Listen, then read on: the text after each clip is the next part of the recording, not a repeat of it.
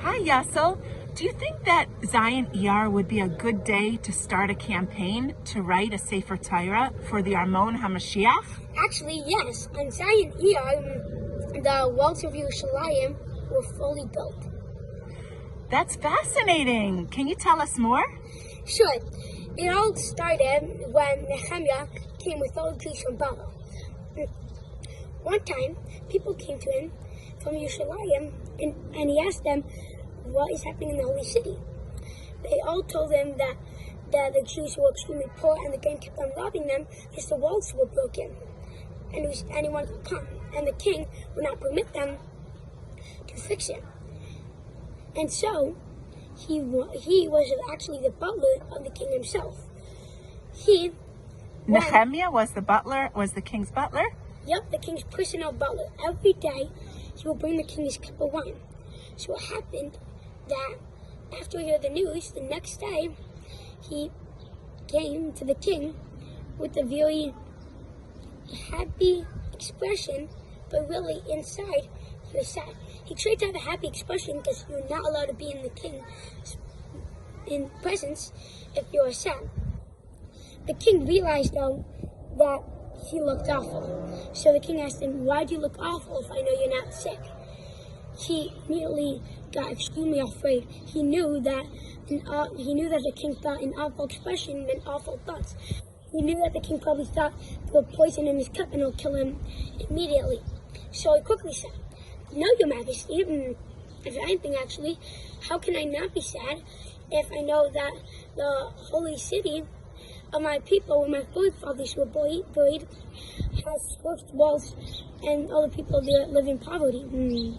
So the king thankfully believed him and said, "So what do you want me to do?" And he said, "I would like permission to go to Yerushalayim and build up the walls." The permission was granted, and the king gave him a certain time that he had to be back. The 7th of Iyar. The atmosphere in Yerushalayim was festive. Today, the wall will be integrated with the beautiful dedication ceremony. The walls will have already been completed in Elul, but today, the 7th of Iyar, they finally put up the doors. From all over Israel, people streamed in. The Levim and singers gathered in the city, musical instruments in hand, and they started playing lovely music. The Jews standing near the wall were eagerly waiting for the start of the ceremony. Finally, Ezra and Nehemiah came, holding the 2 loaves of bread, offering that they were offered to Hashem in gratitude for having brought them to this moment. The important people, Sanhedrin, the Kohanim, and the Levim, followed close behind. The large group of people climbed onto the top of the wall. Nehemiah divided them into 2 groups. The first procession was headed by Ezra HaSofer, who held one of the loaves of the bread offering in his hand, and the second procession was headed by Nehemiah himself, who held the second loaf of the bread offering. Behind them marched the officials, the Sanhedrin, the Kohanim blowing trumps, and the Levim playing. The 2 groups standing on the wall separated. One group turned right, while the other turned left. They walked on the wall around the city to sanctify the entire city.